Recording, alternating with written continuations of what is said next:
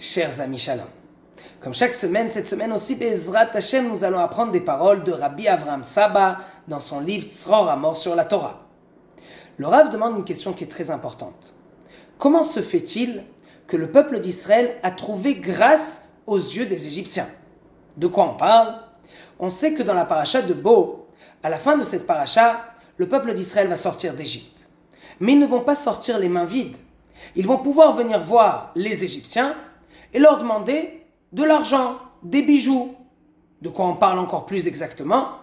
On sait qu'il y a eu d'abord la Maka, la plaie de l'obscurité. Là, il y a eu 3 premiers jours, et puis après, il y a eu les 3 derniers jours. Ça veut dire quoi? Les 3 derniers jours, le peuple égyptien ne pouvait pas bouger. Et là, les Juifs sont rentrés dans leur maison, et ils ont vu où étaient cachés les bijoux, de l'argent, etc., etc. Quand Hachem va faire en sorte que le peuple d'Israël va sortir d'Égypte, voici qu'ils vont toquer aux portes des Égyptiens. Alors l'Égyptien va ouvrir la porte et essayez bien de vous rappeler de quoi on parle. Quel est le contexte? L'Égyptien est en train de pleurer sur son premier-né qui est mort il y a quelques secondes. Et quand même, le Juif toque à la porte et lui dit voilà, je suis venu te demander ce qui me revient sur tout le travail que j'ai fait pour toi. Là l'Égyptien lui dit mais j'ai rien pour toi, j'ai plus d'argent, tu sais, il y a eu des gros problèmes ces temps-ci. Tu sais qu'on a eu des plaies, au sang, je t'ai déjà payé beaucoup d'argent, là, j'ai plus rien.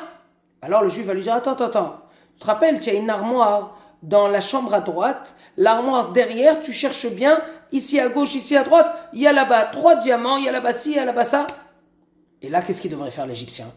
Sortir son épée et lui dire, attends, tu veux que je te tue ou quoi? Non seulement il est dans une tellement grande colère et une tellement grande tristesse que son premier-né est mort, et maintenant, le Juif a le culot, excusez-moi, de venir et de demander de l'argent en plus. D'où il sait ça, d'abord, c'est très intéressant. Mais à part ça, comment se fait-il qu'il peut demander ça? Et ben voilà, que l'Égyptien va quand même se retourner. Il va aller derrière cette armoire, il va prendre les diamants, il va les emmener aux Juifs. Gentiment, sans faire de problème.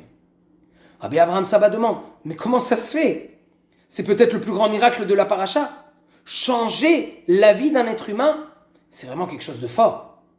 D'où est-ce que le Juif a reçu cette grâce, ce règne que l'Égyptien n'a pas voulu le tuer? Et là, Rabbi Avraham Saba nous dit quelque chose d'extraordinaire.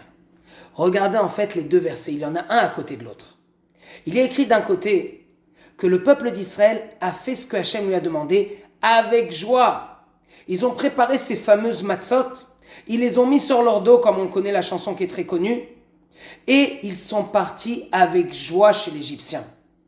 Si on fait une mitzvah avec joie, alors le prochain verset, c'est que Hachem a dit, je vais mettre sur les Juifs la grâce.